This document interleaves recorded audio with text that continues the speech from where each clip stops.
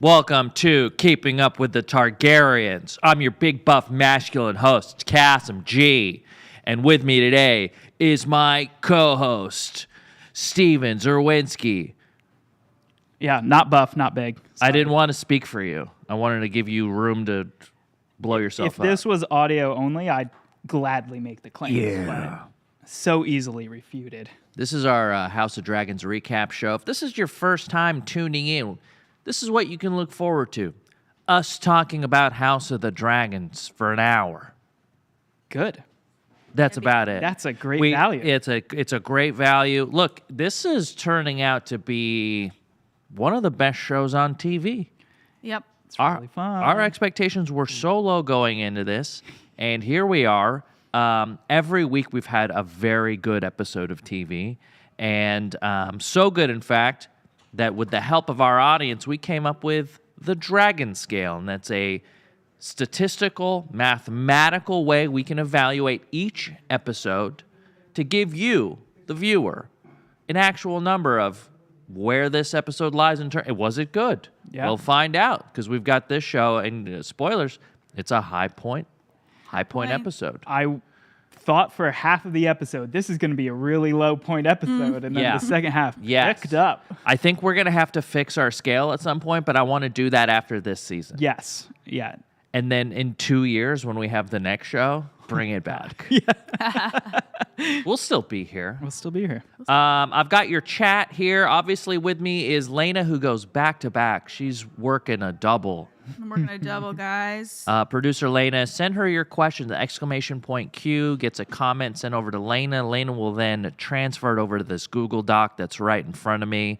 And that's how you interact with us. That's how you get your ideas put into the Dragon Scale. That's how you get to ask people like Steven, who've read the book, actual questions of the show that maybe he can answer instead of me going, I don't know. I'm here to comment on the episode from, a mainstream general point of view. Yeah. As a person who loves TV, you, who loves TV, also brings an expertise. I bring a little bit of an expertise. I thought I was an expert on this stuff, and then I told my brother that, and he started sending me like wild theories, and he's like, yeah, this is like what most people think, and I was like, oh, great, I don't remember these people's names, so this is, Maybe we can dabble a little bit. Exactly. You can take this as far as you want it to go, and unfortunately, we also do a show on just about every other show on TV, so we have to kind of like be sparing with our time. Yeah. Okay, let's talk. Episode 7, let's get into the Dragon Scale. I'm going to tell you guys up front, I spent most of my time compiling the points here just on the dragon scenes. That's the big payoff, this one, for sure. Big payoff. As you know, we give 10 points for every dragon we see, or for every 10... 1 point for every 10 seconds of dragon we see. Please excuse me. And then we also give points for the dragon itself. I think last episode I decided I would stop giving points for the actual appearances of the dragons. Yeah. Mm-hmm. And so we're just giving points now for total screen time of dragons. Yeah. So every 10 seconds there's a CGI dragon on the screen, you're getting 1 point. Today's total minute tally, 4 minutes, 51 seconds of CGI dragons, pulling in a whopping 29.1 points on the dragon scale just in dragon alone. Wow. Just in dragon. Big scene with Aemond and Vhagar, which we'll get into. Mm-hmm. But that was I would imagine that's probably one of the bigger moments in the series. And so they definitely gave us a lot of dragon time, albeit it was at night. It was dark, and if you're a CGI animator, I have to assume it's a little easier to not have to put so much detail. Yeah, maybe is that the reason they decided to do this? I'm gonna go ahead and just like spread rumor and say yes. Oh, please. Followed by a funeral. Now I've added +1 for a funeral. As we go week to week, there are certain things that are going to become obvious to us, like having a point for a funeral. We had Lena's funeral here, and that's. I'm sorry, Lena. R.I.P., dude. I know. You are the only living Lena in my life right now. I'm the only one. And you know what? That's enough for me. Aw, thank you. +1 for her death. Yeah. Full on erotic incest. Now It you was guys know we have points for incest. If it's just straight up incest, Mima and Peepaw, that's +1. If it's erotic incest, which is direct cousins here, Rhaenyra, Daemon, oh, mama, was that a scene. I can't wait to get into it. But that's going to be +2. That stacks. Oh, there's the moan. I have to just We know share where my you disgust, my distaste. we know where you land, Okay. okay, on your opinion of incest. This stacked with sex, which is +1. We get a +1 for a wedding because guess what? Albeit a small wedding, there was a wedding at the end of this Saved episode. it right to We're the getting end. Lots of weddings and funerals in this. I know. And if you know anything about mafia movies, that's just where all the action goes down. Weddings, Yeah. Italian weddings, Yeah. funerals, that's where business goes down. That's where people die or people are made. Ooh. Total dragon scale points for this episode, 34.1 points. Just almost getting close to last week's, which was a 35.7. So you guys remember how big the episode was last week? It was like another pilot. They had to reestablish all sorts of characters, childbirth, death. There was 4 deaths we tallied last week. This week, the dragons carry this up to the almost to the same point total, which is Incredible. Again, So last 34 week point- was 35.7, yes, ma'am, and this week, 34.1. wow, so close. So close. So close. Let's get into it. Let me get your initial feelings and thoughts about this episode 7. We have how many left? Is this a 9 or a 10 episode? A tenner. This is a 10er? Yeah. So we're getting close to that penultimate, which historically in Game of Thrones series is just filled with setup and just big sort of plot-breaking scenes and stuff like that. So we're getting there. But I honestly am having so much fun in these in between episodes. What was your feeling of this ep? I mean, I was watching it and I was really just enjoying how it was just like, what if we throw everyone in a room together and see how they interact at the most awkward time of their life? Yeah. And I was worried until the dragon showed up that I was like, this is going to be a very low scoring episode for such a fun, scheming episode. I know. And then that turned around and I was like, okay. But yeah, I believe afterwards the showrunner said it was actually one of the first scenes they all filmed together with that set of actors, like the adult Rhaenyra and the adult Alicent and the rest of them. And so they felt like the sort of awkwardness and the distance between them worked into it in a way where no one had a chance to really gel yet, and then they're all being thrown into the situation. It was just like, what was it, like 15 minutes of just like, and now we're checking in with how they're handling, now we're checking in with what they're doing, now these two are going to walk across the room and lock eyes, now these two are going to lock eyes. Like It was a lot so of that. tense. Yeah. I wrote tense funeral. Yeah. That's how tense it was. It made it into my notes. I thought that's such a wonderful piece of info because it did read like very awkward. Everyone was like, even Laris, like I got to post this tweet, but I'm going to show you this image. Guys, go to my Twitter right now. I'm posting a meme for you guys. And it's a Always Sunny mixed with Laris meme. Oh, cool. And there's that shot of Laris in between that I put with the sort of Charlie and what's his name in the restaurant? Mac. Mac catching each other across the restaurant. It was filled with a lot of like strange looks. It was filled with like this is the first time I think Rhaenyra and Daemon see each other after the big time jump, right? Yeah. 10 years. 10 years. And I'm like, my little incest bones are itching. You know, I'm like, ooh, come on, let's scratch. Yeah. Let's scratch this itch. And such a weird moment. So many different threads are like all loose right now. And you could pull on any one of them. And in any normal series of TV, that would just be enough. Yeah. You know, what I love about this show is that me and Lena were just saying it just keeps getting better. Or if it's not like progressing in a crazy way, you're like the characters are developing in a way that's everyone's so rich. everyone's just so clearly like well written and well acted, and I really think a lot of people wanted to dislike this show, and the numbers, like I mean, HBO, as of a couple weeks ago, this show has increased in viewership every week, which is just such Incredible. an insane stat. Yeah. And I this among Andor, and Andor's still on its fourth week, but to me and I'm not watching Rings of Power. Heads up, guys, there's just not enough room for all this like all that extra lore in my head at the moment. But this to me is, I think, probably the best show on TV. I do like, I think a thing that this show and Andor shares, and that it is willing to just let the characters sort of reacting to things and their emotions in the moment drive a scene, instead of like, oh, what's the next plot point that needs to be hit? Yeah. Because like I think later season Game of Thrones and maybe some other Star Wars series are very much like, we know we have to get to this point. How does this scene get us to this point? And then like this, you can have like Daemon and Rhaenyra look at each other for the first time in 10 years, and the first thing you see is Alicent's reaction of like, oh, what are they going to do? Or Stellan Skarsgård just like putting his wig on in Andor, and it's just like, wow, it's just like letting us learn about these people without them having to say anything. I really am enjoying. Such a good point. I am the not mood. Yeah, dude. It's like I'm not.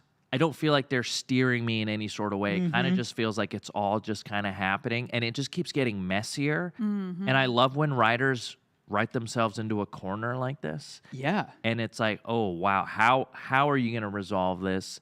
Is there enough time in the season to get going here? Like, whoa, you made that decision, and I know a lot of this is from the book, but from what I understand, and I'm listening to the audiobook, which by the way, I don't know if that is a good idea, because it is like a history book. The names are too similar too, and everyone's just has the same exact name, but they are zagging from a lot of the stuff that's in the book here. Yes. Not on the big stuff, but like little things. This one had more of a big one at the end of the episode. Yeah, we're going to talk about that. Yeah, for sure. But we're going to take a quick commercial break.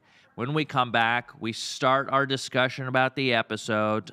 Big 34.1 Dragon Scale episode. Remember, exclamation point Q, get your questions sent to Lena, and we will get to more of the show and your questions when we come back. Keeping Up with the House of Targaryens, episode 7. What's the show called? Last night, I Hot thought D. it was Fire and Blood, because I got confused.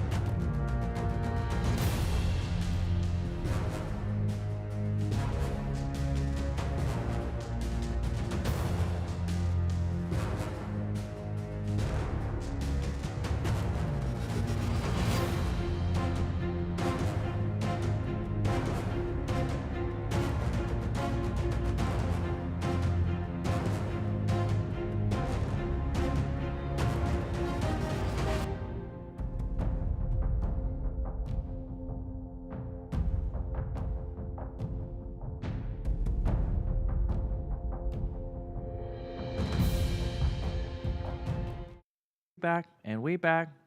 Keeping Up with the Targaryens, episode 7. I'm Kassem G, and this is Steven. Pretty nice, right? You would think that I wrote that before we started. I wanted to make sure you had a clean take of that in case you want to clip it out. Thank you. Thank you so much. Guys, we are about to do our deep dive. Exclamation point Q, send your questions in. Lena, anytime you get a good one, just work it right in. The only question I've gotten so far is from Jared Paval asking specifically to me, Lena, you okay with back-to-back incest talk on the feedback and Hot D? Oh, did you guys talk incest on the We did talk incest on the feedback? On the feedback, I forget. You sound what it tired. was about. Sound like beaten down by it. I feel beaten down by the incest talk. Well, grab a chair or Yeah. maybe like a Nutri-Grain bar or Just something. take a little breath. Because we are about to get into some more of it. This one, I promise you, will be more erotic. Okay. Yeah. I guess I don't know that's if you want good. that. Oh, it's so much better. I mean, the dim lighting was nice. I appreciated the dim lighting. That way you could sort of not have to like avert your gaze. And I as wasn't much. really seeing their faces, so it was like I could pretend like they're not related. Yeah. Okay. Good. I want to spend most of our episode. Like if this is a 60-minute episode, I want to do 50 minutes on this scene. Oh, I can go for it. Great. I can go for it. So let's just hurry up through the rest of it then. This episode matter. opens up with a funeral for Lena. Everyone's at Driftmark. And it is like we said, a very sort of tense, somber, no one's in a good mood. I mean, I get it. It's a funeral, but no one's doing that thing where they go, let's celebrate her life. Oh, no. No.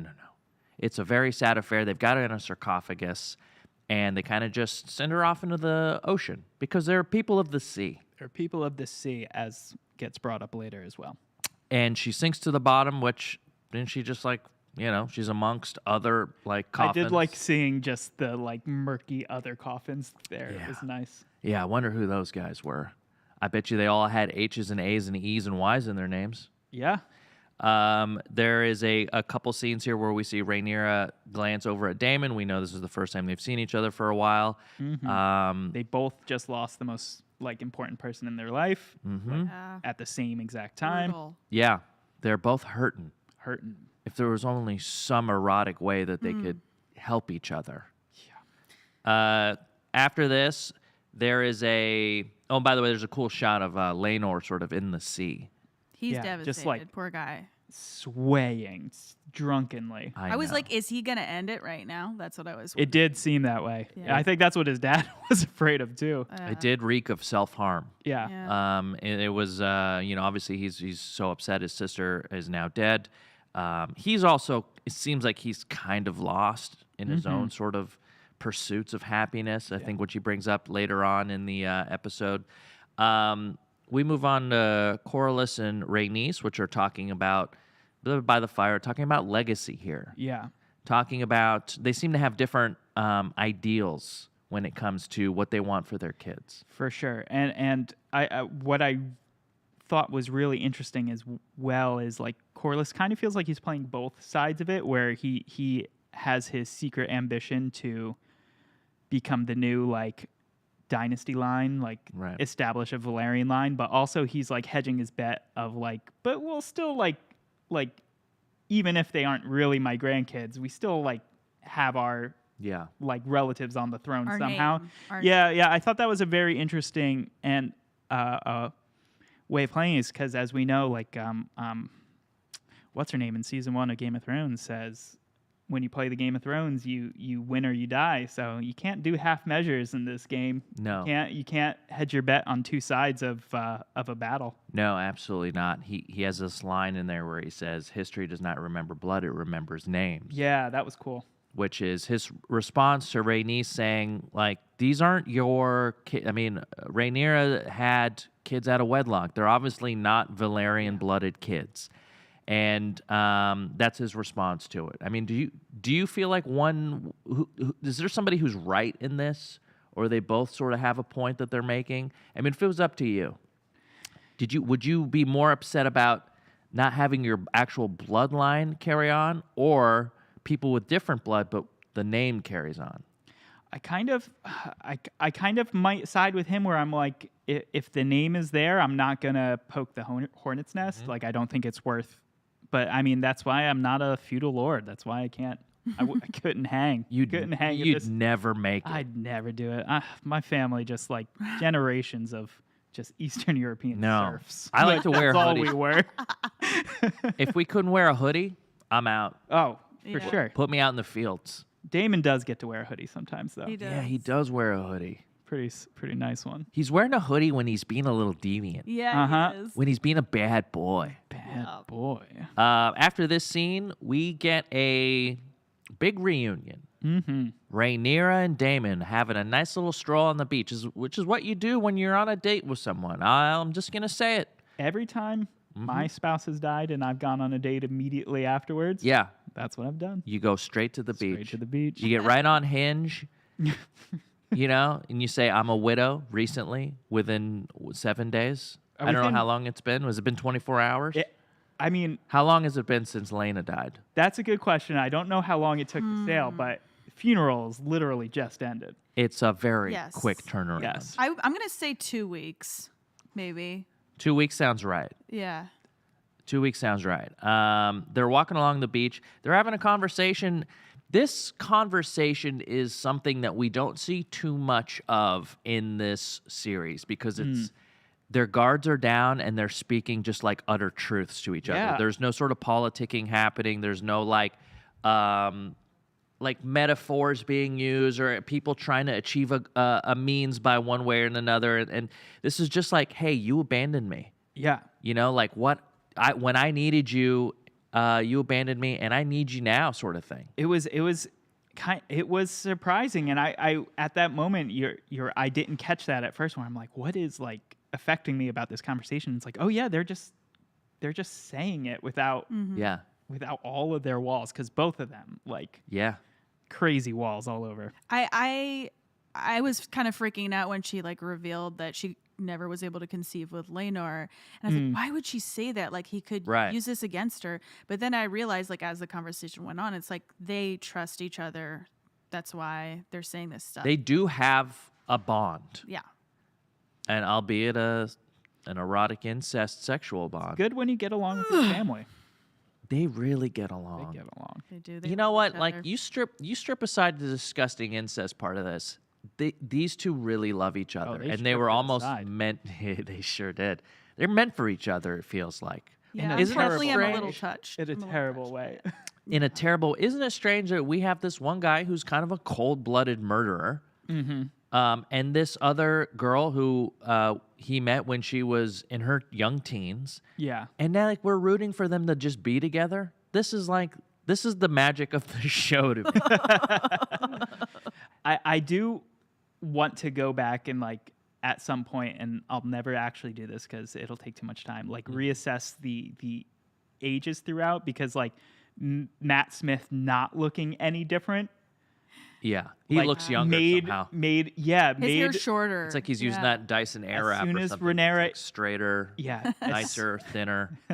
as soon as like Rhaenyra aged up and like Matt Smith didn't look any different, like they didn't attempt to make him look older, it was a lot easier to swallow, that's for certain. Yeah. But, so I want to go back and it's like, okay, so is he like 39 in these first episodes, or is he like, oh, I'm like 21, wink wink. like Yeah. How old is he supposed to be here? Because we I know don't remember. Viserys is in his 60s, but he looks older because he's a decrepit old yeah. man, crusty fool, dying of leprosy. Crusty fool. He's a crusty Literally fool. crusty. And so Daemon, his younger brother, I would have to assume is in his 50s, younger 50s, late 40s. Like, I don't know how much old. It seems Yeah. like they're Right. not too far off. He could have been a kid brother, but like still Yeah. maybe 10-year age difference or something. So they have this embrace, get a little kissies, and they find I don't know, they're like, this is the equivalent of like making out underneath the Venice Pier. Like, I don't know where they were. It was amongst some like, what looked like a shipwreck or something. Whoa, It was just y'all, a lot of driftwood tied together. I got an update for you. Yeah. Daemon is 4 years younger than Viserys. So he's in Oh. his late 50s Yeah. or mid to late 50s. Yeah. Oh. But he looks so good. His eyes are so far back. Remember how we were doing? Yes, yes. How far back are they, Kat? His eyes are so far back that, oh man, they were painting wildlife on the cave walls while the women were bearing children by a fire. Yeah. And Stegosaurus were roaming. Roaming the earth. And then an asteroid was coming. So you're a young Earth creationist, it sounds like. Yeah, my timeline Okay. is wildly off here. But we don't know. We weren't there. We Were weren't there. humans around 65 million years ago? I don't know. I'm no scientist. Okay? Sheesh, guys. All I know is TV. Sheesh. I know more about TV than I do about actual politics. So. Yeah. Yeah. I'm sure I'm going to get flamed in the chat for thinking humans were alive 65 million years ago. Good news for you guys. I don't care. All of a sudden, the big meaty part of this episode happens where we got all our points. Mm-hmm. You've got Aemond, who I just don't like his face. I'm sorry. Don't like his face. I think what happens to him in this episode is an improvement. They all look very smug. They do. Someone on Twitter said Aemond looks a lot like Draco Malfoy, and I think that's Ooh. a good comparison. Yeah. Yeah, from the Harry Potters. Yes. Yeah, so Aemond, to his credit, took a little bit of initiative here. Yeah. He's like, you know what, dude? I am a dragonless, disgusting little creature. I need to go make a move here. I need to move up the chain. Biggest move he could make. Now we know Laena rode Vhagar, Vhagar being the oldest and biggest dragon, now dragon riderless. Mm-hmm. He almost stalks Vhagar. Vhagar's having a nice little sleepies on the beach. This is where my biggest gripe with the show is, and this is why I'm going to contradict. This is like if you're a Game of Thrones person who worked on this show, you're going to hate what I'm about to say, right? Because at the end of Game of Thrones, we had that battle episode where it was completely pitch black. Yeah. Battle of the Bastards. Battle of the Bastards. Same director. Couldn't see Miguel Sapochnik. Same director. This is why that's a great fact, because they shot day for night here. Yes. And it's so obvious to me. Yes. And it's normally when they shoot day for night, which is they want you to think it's nighttime, but they actually shot it during the day and they just add some filters in post. It was so obvious that this was shot like at 12 noon to me. It's how stark the shadows are. There was Yes. such how- a hard moon shadow, Yeah. Yeah. right? And that's what a cool name for like a superhero Or a dragon. sex position or a dragon. Yeah. And thank you for keeping it on topic. And I was just so like, in my head, I'm like, did they do this because of all the like guff that they got from all the Battle of the Bastards talk? They were like, now you can see everything. It's nighttime. Get over it. But like so many people, like I thought it was also same as you. I was watching it on like not a fancy TV, an old TV. I thought it was very, very brightly lit. And then this morning I log onto Twitter and everyone's complaining that it's too dark. And Too I'm like, dark. Yeah. By the way, we're getting corrected in the chat here. The Long Night was the battle, by the way. oh, Whoops. Battle of the Bastards was That was we season actually 5? could see Battle of the Bastards. That's Or- right. That yeah. was like in the daytime. Sorry, guys. Thank you. That's why So we got sorry. so many different things. We need you guys in the Need chat you. to clean us up a little bit. Thank you. The battle for Winterfell is what I'm seeing. Okay, great. I'm happy you guys are here. So that's my only gripe production wise is like, and look, if you're making the show, you go like, screw you, dude. Like we did everything. We're trying to make this work for you. I'm gonna let it slide because the show's been so good. Yeah. beep beep. We should go to. Okay, when we come back, we're going to talk about Aemond's sort of new pal coming up the food chain and what happens as a result of it with his cousins. So stick around, more House of Targaryens when we come back from a quick commercial break.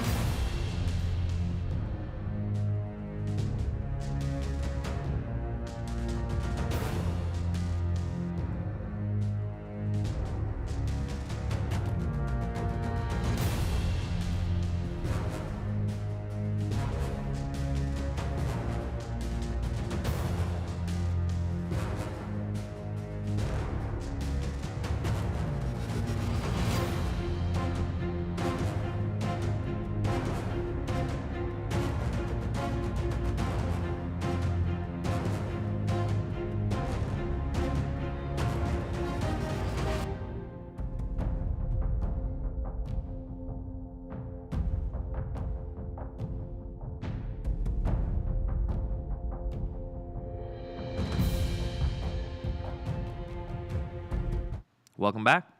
Keeping Up with the Targaryens. Episode 7. We're still here. We're still here. Couple comments before we get back into Vhagar and Aemond. Our very own Michael Leffler says, regarding Rhaenyra's kids, Corlys should embrace those grandkids. Adopted kids are real kids. Aw. Yeah. Great sentiment. Yeah. It seems like that's kind of his angle, right? And he's more interested about the name continuing on, maybe less about the blood. Yeah. And Rhaenys seems to be more of a blood person. And they don't have cameras, so nothing can be proved after 50 years. No one can prove anything. Amazing. Another question here that I really wanted to bring up from our chat. Gold-Blooded asks, why do you think Daemon started laughing right before they dropped Laena in the ocean? They were the sort of, the priesterly type guys having sort of a send-off, and he's saying a few words, mentioned something. Daemon scoffs. Yeah. What was that about? Do we know? I don't 100% know. I did see an article this morning that did mention that the eulogist is mentioning how the blood of Valyria is strong, and at that moment, I guess when there's so much strife, Daemon doesn't quite buy it. In the original take, he farted right there. Great. He's like, but they thought that would sort of mess with the tone of the show. Yeah. Oh, I'd love So to see the alternate take. Interesting. Yeah, well, that's fun. Daemon's Filth, he's the most interesting guy on the show. He's like, we've seen him straight up murder people. And I'm still rooting for this guy. We're still rooting for him. That's I'm rooting for him to hook up with his young cousin, his niece. I'm sorry. That's how much I'm rooting for this guy. That's how you know a character is acted and written very interestingly. He's groomed a young woman, his niece. He has murdered his wife. Yes. And randos he's murdered. And we still want this guy to find happiness? Well done. You know what does it though, right? If his eyes were any bit further Oh forward, my God. would not work. His eyes are so far back. Yeah. How far back are they? Matt Smith's eyes are set so far back that they were there 13 billion years ago, observing the Big Bang as it exploded from an infinite nothing into the cosmos we know today. Okay, so you believe in the Big Bang. I'm all over the place, guys. Oh my God. Picking and choosing. I'm all over the place. Okay, so where we left off, Aemond was now in front of Vhagar. Mm-hmm. He's calling out some old using some old Valyrian words, which, by the way, I have the Dracarius AR app that you have the little baby dragon. Some of these words I know, like Sauvace means fly. Oh, Okay? great. It's more than just Dracarys. It's Sauvace. So he's trying to get Vhagar to notice him. He does. Vhagar notices him, then goes back to sleep. Yeah. He's a sleepy grandpa. He's probably got a couple Werther's originals in his little dragon pocket. Lots of kit on it. He's got a lot of stuff going on. Your grandpa has hair coming out of his ears. They have the dragon version of that for Vhagar. Great. He's just kind of got stringy white hairs everywhere. And then guess what? Aemond gets on. And everyone that's watched this show knows I hate the shots of people on Dragonback. They're rough. Yeah. It is so rough. Yeah. It is the weakest part of the production. They still can't manage to get the right amount of wind. Honestly, it's like they had a fan just on Aemon's hair. His hair's blowing, but his coat, his little cape thing, not blowing. Yeah. What is that? Guys, just for physics sake, put a huge turbine on him. It'll be more believable. We need to see his mouth go like this, Top Gun. You know why we love Top Gun and why Top Gun blew past $1 billion in the box office? It's because all that shit was real. Yeah. Everything that they were doing was real, and we could see it on their faces. It wasn't just the character, it was the actor that was experiencing these G's. I want to see little Aemond experience the wind, okay? I want to see your cape fly. Yeah. That flock of birds, he narrowly missed it. Bird strike. That was crazy. I did write in my notes that they almost got sullied. They almost got sullied. Almost Miracle on the Hudson. So what's Vhagar doing here? Is he going like, all right, if you want to ride me, this is what it's gonna be like. I'm gonna put you through. I think there is a level of like if you're not bound to a young dragon, there is a bit of like, hey, like you got to prove yourself to me. Yeah, and guess what? They're smart. Dragons are smart. They're smart. Boy, are they smart. And they're also a fan of the incest. Yeah, For sure. it totally works. Now Aemond lands. He's a dragon rider. He has his own dragon. It is the dragon. The best one. The best. He's the best boy. And he gets off. Vhagar hands him a couple Werthers. He goes, here you go, Shunny. Go on and tell your cousins. They'll love it. You know? And they're going to love this news. He encounters Bela and, what's the other one's name? Rhaenyra and Daemon's kids. A R name that ends with an A. Yeah. Rhaenyra? They see him, and also Daemon sees him flying around. They know Vhagar's been taken. Now, as soon as he lands, boy, do they have some choice words for him. Aemond now has a swagger. Instantly walks off this dragon, is strutting his stuff. Oh, yeah. He's got BDE, okay, which is tough to say when Big we're talking dragon about energy. a child. Big But he's got dragon. big. Thank you so much. Swerve that away. Swerve it. But I can swerve it right back. I can swerve it right back. And they get into a little altercation. What happens in this little passageway here? There's pocket sand. There's kicks. There's The oldest trick in the book. sucker punches. Rocks. Those picking up the rocks were like the most ominous shots I've ever seen in a thing. I was like, oh my God. When somebody picks up a rock that's bigger than your fist in a show, movie, somebody's going to die. Yeah. Okay? It's the same thing as when you see somebody cough blood in a show. Yeah. That person's going to die. Doomed. Absolutely doomed. They give us a little zag here, and he doesn't kill anyone, but he gets a dagger pulled on him by little Luke, or is that Jacaerys? It was Jacaerys. Okay, Jacaerys pulls the dagger out and just right over the eye, fulfilling the Slice. prophecy that Helena had an episode ago, where she was like, she says something about how he'll have to close one eye or something to get a dragon. So as we are starting to understand now, Helena is some sort of, I don't know what you would Seer. call her. She's a seer or a witch. Very important in the Targaryen bloodline because the story is that 100 years before the Doom of Valyria, they escaped by someone having a dream and then moving to Dragonstone, and everyone was like, "Oh, look at these dumbasses! They can't handle, they can't handle the court intrigue. They're leaving." Right. And then 100 years later, they're the only ones that survived, along with the Valyrians. So we know that that's a power that Yeah. some of these Targaryens have, and Helena seems to have it. Definitely.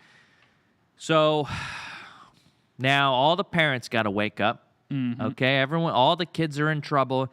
This essentially is what makes this show so good. You have the parents at odds with the parents, the kids at odds with the kids.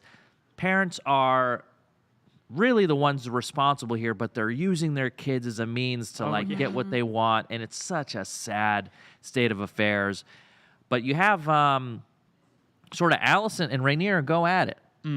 Oh my God. And this was crazy. She grabs the dagger that ends up killing the Night King. Spoiler in the original Game of Thrones. Cat's paw dagger. She grabs the cat's paw dagger. Is that what you call it? That's what they ended up calling it in the original series because a cat's paw is like it's like an assassin, and that's the dagger that Littlefinger gave to the assassin that was trying to kill Yeah.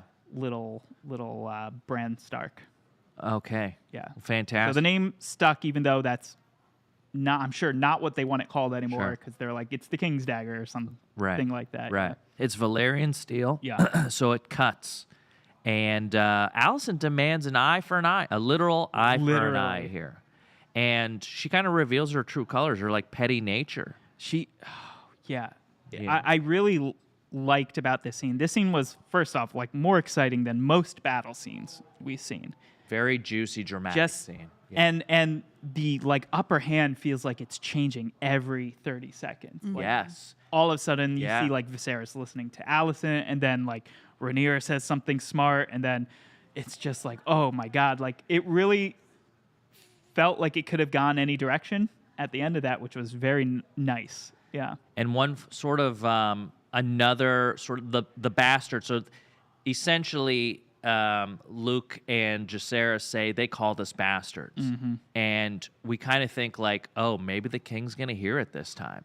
Maybe he's like gonna, maybe finally take the side of Alicent or succumb to the pressure that Alicent's been putting on him. But no, steadfast, protects his daughter. Yeah. Although it does feel like he knows, he is essentially makes it illegal to ever claim that those kids are bastards. He'll cut the tongue out. He said, and he specifically says of anyone.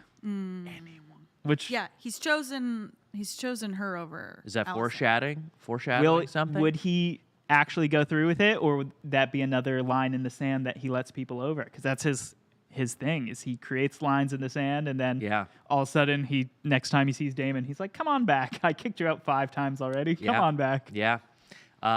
So we have this sort of like Alicent cuts Rhaenyra's arm.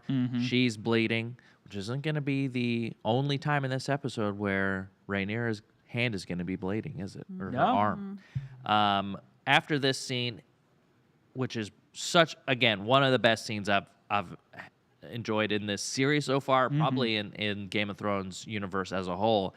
Alicent's in her quarters. She's joined by Otto Hightower, her father, and now the Hand of the King, which I don't think we mentioned. He is now the Hand after Lionel Strong and Harwin burn up, thanks to young Larys. Rest in peace. Rip. And she goes, okay, you're just going to reprimand me. Go ahead. I'm going to tell you exactly what you're going to tell me. He's like, actually, you know what? Good for you. Yeah. I didn't know you could get to this point. You're fighting for your family, and this is what we're going to do, and now I know you've got the balls to do it. Yeah. Yeah. And this is only almost strengthening her resolve, because she knows, essentially, Hightower goes, Viserys will forgive you. You're going to go, you're going to hang your head low, and it'll pass, and you will have gotten away with, like, attacking the princess, the heir to the Iron Throne. The heir to the throne. Yeah. What a... Crazy. And, beep, beep. Okay, let's take a quick commercial break. Now we're going to get into the last act of this episode, which a ton happens in, so you don't want to miss it. Stick around. And by the way, more questions. Exclamation point Q. Send them in to Elena. Elena will send them in over to us. So stick around. We'll be back in just a couple minutes on Keeping Up with the Targaryens, Ep 7.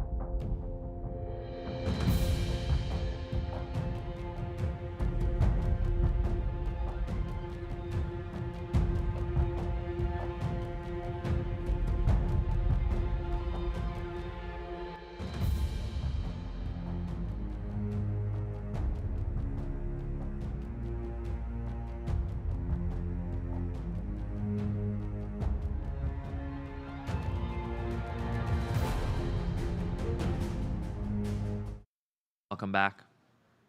Kassem here with my good pal Steven, who just coined the term BDE.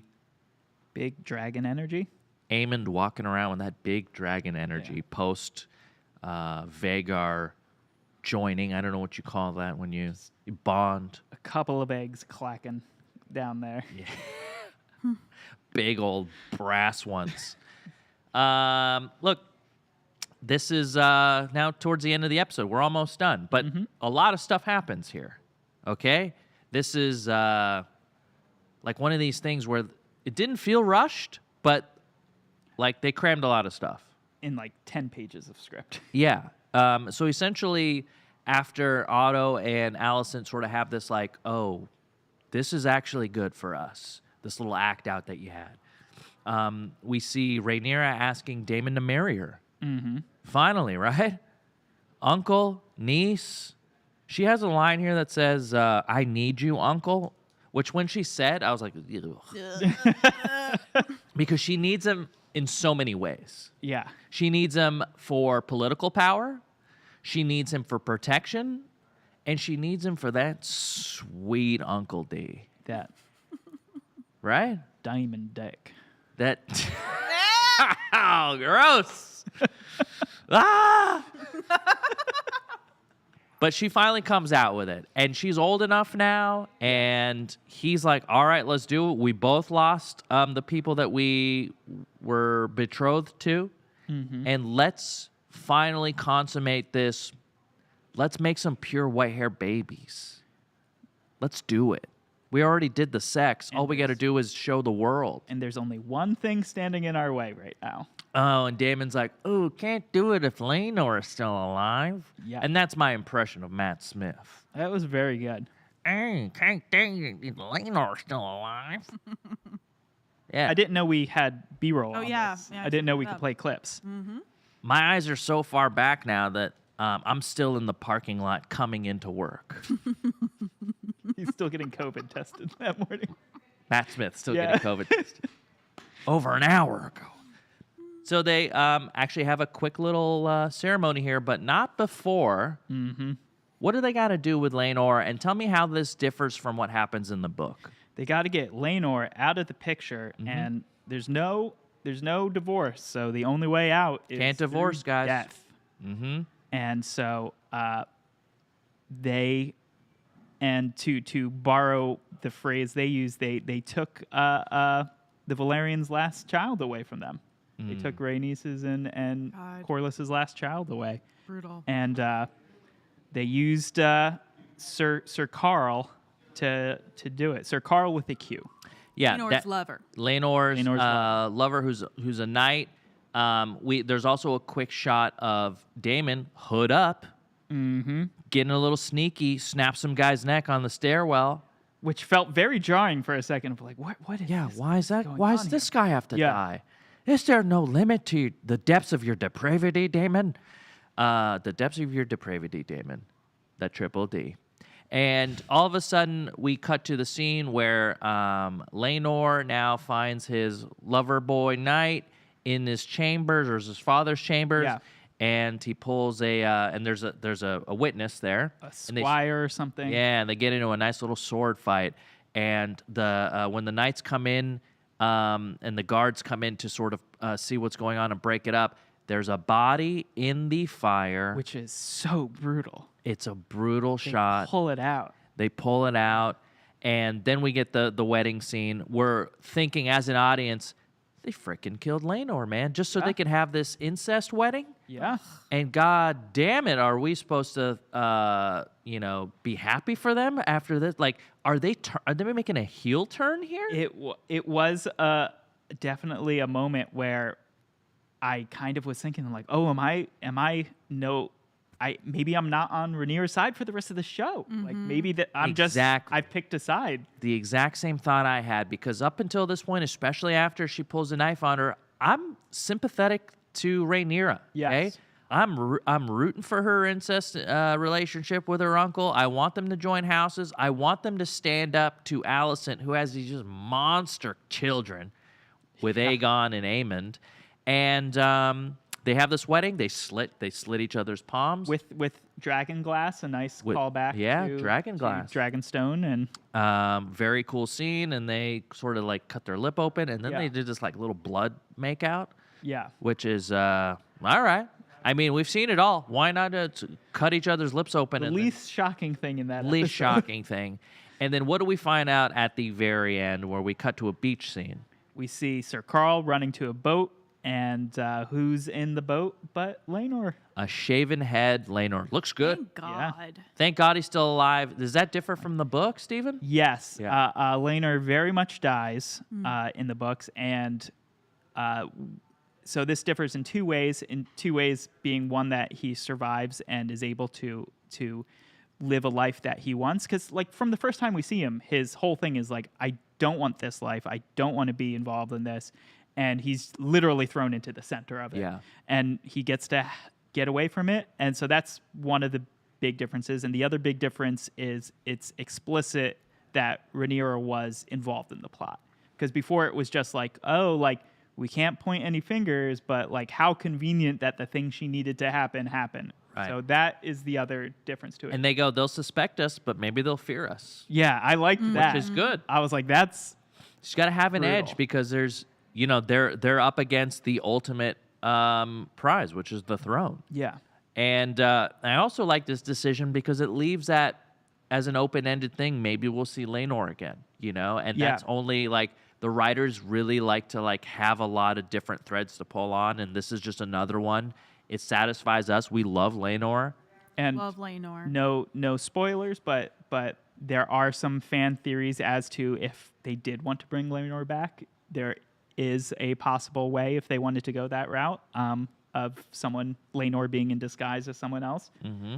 So, but no, don't want to get too much into book spoilers because we should be able to just enjoy the show as Right. as the show gives us information. Yeah, absolutely. Yeah. And speaking of speculation and what happens in the sort of coming up episode, guess what? Another time jump. We see the kids are a Last little one. older. This is our last one. Last one. Kids are a little older. By the way, I think they've done the time jumps well. Yeah. I've had enough time with each character, especially the girls in the beginning, to like really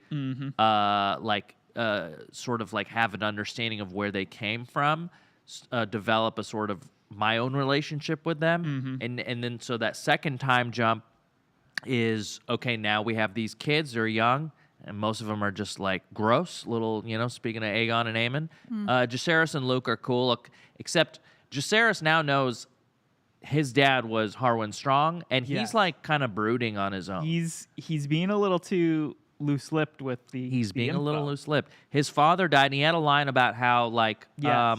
the Bela and the other one are Very nice. everyone's openly sort of showing their sympathy for them because their mother died, but also my dad just died, and no one gets to know, and I don't get to express that remorse, which is like a pretty devastating thing Yeah. to hear. So It's sad. from a 12-year-old. It's a lot for a Yes. 12-year-old. When I was 12, I was worried about Pogs and Marvel cards. This Yeah, kid's about the same. his dad just burned alive in a castle, and no one's allowed And to Grandpa. even mention it. And Grandpa. Yeah. And so yeah, here we are at the end. They show them a little older now. From what I will hope to see or anticipate to see is that Daemon and Rhaenyra probably have some kids, right? And boy, is that going to be fun to finally see some purebred white hair kids coming out of those two. Is that wrong? I'm not going to say Leffler's that, shaking but I his will head react. behind you guys. I will nod as He you doesn't say like that. this. Finally, some pure race Targaryen blooded kids in this show. Not some of these half-breeds walking around. Oh boy. I'm just talking about the show, guys. Just talking about the show. Just talking about the show. Talk about the show. And that's going to be kind of where we leave off for next step. As we go into like the final time skip and stuff, and as we know things are coming to a head, I'd like to propose that we discuss the least valuable player moving forward. Because Yes. Okay. in every season of Game of Thrones, traditionally, there's always been someone who's just playing the game worse than everyone else and Absolutely. pays for it. I can't wait to hear. So I'd like to see who plays badly and Okay. how that affects them. Do you have somebody in mind? I'm not sure. Okay. I'm not sure. We're just going to have to wait till the end of the show I think because once we're in the final time skip, that's when they can form. it's a great point because last episode, I was like, ooh, Larys Strong, this guy's a big bad. What an evil guy. This episode, kind of just blending back in like how he does with the furniture. Just listening, watching. She tells him to do that, too. Yeah, he has a little bit of a scene with Allison on the boat where he's like, if you want, I'll take that kid's eye. She's like, don't worry about it. Just it would like, be better if we didn't talk. Right. That's how I know you like me, is if you don't talk yes. to me. I anticipate we'll see more of him. Yeah. And do you have anything as far as comments? Or I saw you put an article in the chat there, Lena. Oh, yeah. So, App Steve on Twitch Thanks, said App Steve. that there's a new variety article commenting on the Twitter outrage about how dark the episode was. There was Twitter outrage. There was Twitter outrage. Okay, guys. And, yeah. Hold on. The outrage from Game of Thrones, the Battle at Winterfell, I understand it. It was very dark. That's okay. I understand speaking out about that episode. This episode was literally shot day for night. And so they decided how much to show you. And I thought it was an appropriate amount, even though to me it was clearly a day for night shot. There was hard shadows, and people are still upset that it was too hard to see. I'm starting to think the stuff you guys are watching on, which is your phones and like your laptop screens, is the problem. You got to adjust those settings. I saw one tweet that was complaining about it, and they showed like screen caps, and I'm like, okay, these screen caps are dark, and they said these screen caps are from my laptop. I watched it on my TV, which was better. And it's like, well, then why are you complaining using the laptop? It's a television show. Yeah. Watch it. Thank you. This is actually a great point because I watched I watched the episode on my TV last night. Didn't cross my mind that there was an issue with how dark it was. When I was pulling up the stills this morning for the show on my laptop, this is a brand new MacBook Pro with the new fancy screen. I had turned the brightness up all the way, too dark. So I think people watching on their laptops are the ones being outraged, and you guys should watch it on your TV and grow up. And stop watching this stuff on your phones and your mobile devices. This is a cinematic show, okay? Okay. Okay. And you Also, don't even need a chance. HBO officially responded on Twitter. HBO Max help Twitter account responded. Oh, really? Wow. And they said, we appreciate you reaching out, because people were like tweeting at HBO, like, how dare you? Okay. We appreciate you reaching out about the night scene appearing dark on your screen. The dim lighting of the scene was an intentional, creative choice. Thank you. Good. And honestly, if that's the biggest thing people are outraged over with this series, not the incest marriage. I think they're doing a good job. Yeah. I think people just want something to shout about. Just because you have a Twitter account does not mean your opinion is valid. Do you understand? Back in 2008, when I joined Twitter, there was like 60 of us that had Twitter, and we only talked about things that like what we were reading, important things. But now, every single person, every kid born comes with a Twitter account, and they feel the need to give their opinion on just about everything, and not all of you have a good opinion. I'm sorry. That's just not how it is. Everyone in the chat, though, you're all wonderful, and we love your opinion. We want you to follow us on social media, join our Discord, our Reddit. If you guys are watching this on YouTube after it's live, hit a thumbs up, will you? Would that kill you? Would that hurt you so much? To help the show with a thumbs up, leave a comment that's talking about your favorite part of the show, this episode, the series, what you like about Steven, what you like about me. Please do that. You can DM me your dislikes. Make those private. Praise in public. Coach in private. Okay? Thank you. Yeah, thank you, Lena, for doing another stellar morning with the feedback and now Game of Thrones. We have Fresh Ink coming at you this week. Attack of the Show is back next week. And what do you got this week? Anything? You're working on the next Attack. I'm working on some stuff that is filming this week, but won't be out for a couple weeks, so I can't quite say it. One of these things I did for you last week. Oh, yeah. Hopefully you guys see that soon. Yep. Vibe check tomorrow, too. Oh, yeah, we have Vibe check. So follow Steven at Stevia with 3 E's. Stevia with 3 E's. And I'm at Kassem G, at Lena. LEYNUHPAWP. Follow us all. We really appreciate you guys' support, and it doesn't go unnoticed when you guys interact with us. So I really appreciate you. And we'll see you in episode 8 of Keeping Up with the Targaryens. It's going to be a good one. We're closing in. We're almost done. Thanks, guys. We'll see you next time. Bye-bye. Bye-bye. Bye-bye.